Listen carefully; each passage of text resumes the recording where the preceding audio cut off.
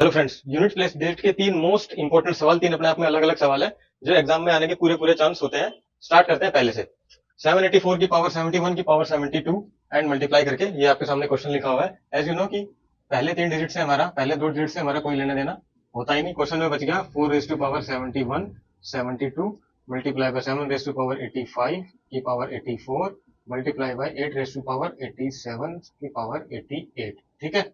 अब चार का रूल क्या होता है? इवन और ओड, पावर इवन और ओड हमें देखनी होती है। अब हमको दिख रहा है इसके अंदर 72 है, यानी कि एक इवन सबको इवन कर देगा, यानी कि चार की पावर इवन आएगी।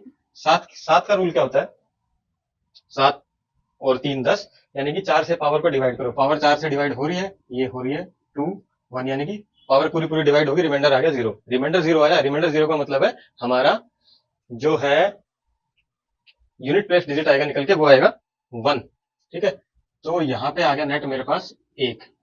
और आठ के केस में क्या होता है? अगेन पावर को चार से डिवाइड, पूरी पूरी पावर जो होगी डिवाइड, रिमाइंडर आएगा 0, यानी कि इधर से आएगा 6। ओके। चार की पावर अगर इवन हो 16, तो ये बन जाएगा 6, 6 6 36, और ये मेरा आंसर आ गया। ठीक है। सेम क्वेश्चन है नीचे भी, बस पावर का फर्क है। इसमें पावर ऐसी थी, इस वाले क्वेश्चन में पावर एक के ऊपर एक के ऊपर एक है। करना कुछ नहीं है, सिंपल सा वही कॉन्सेप्ट। इनसे कोई मतलब नहीं हमारा, पहले दो दो डिजिट से। 7 रेस टू पावर समथिंग है। सात के रूल में क्या होता है?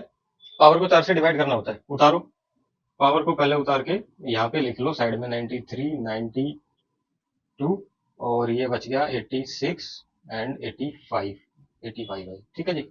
ये हमारा 2 की पावर है, ये 9 की पावर है, और ये 7 की पावर है। सात के केस में क्या होता है? पावर को डिवाइड करो चार से, पावर को चार से डिवाइड किया 88 तक चला जाएगा, मतलब बचेगा ये -1 की पावर 88।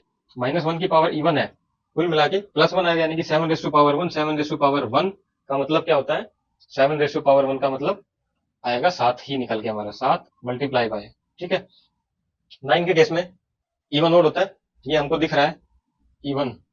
ठीक है। तो 9 9 81, ये तो आ गया एक ही। और दो के केस में क्या होता है? पावर को करो कितने से डिवाइड? चार से डिवाइड।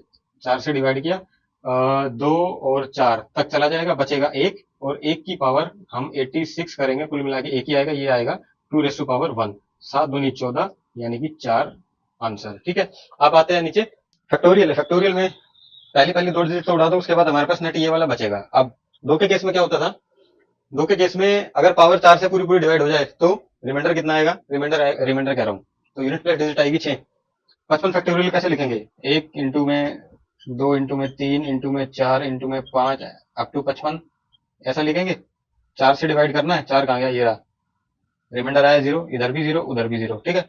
रिमाइंडर 0 है, 0 मत लगा देना। रिमाइंडर 0 का मतलब पूरा पूरा डिवाइड हो गया, पूरा पूरा डिवाइड हो गया, इसका मतलब आंसर हमारा कितना आएगा? 8 दूनी 16। ठीक है। 6 मल्टीप्लाई बाय, सात के केस में भी चार से डिवाइड करना देखता है। 65 को भी ऐसे लिखेंगे हम, 1 2 3 4, चार पे जाके कट जाएगा, आगे पीछे सारा 0, इधर से आ जाएगा 1।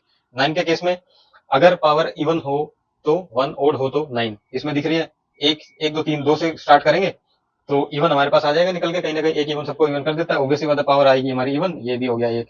6 का तो कुछ भी करो 6 ही आता है, यानी कि 6 6 36, आंसर 6।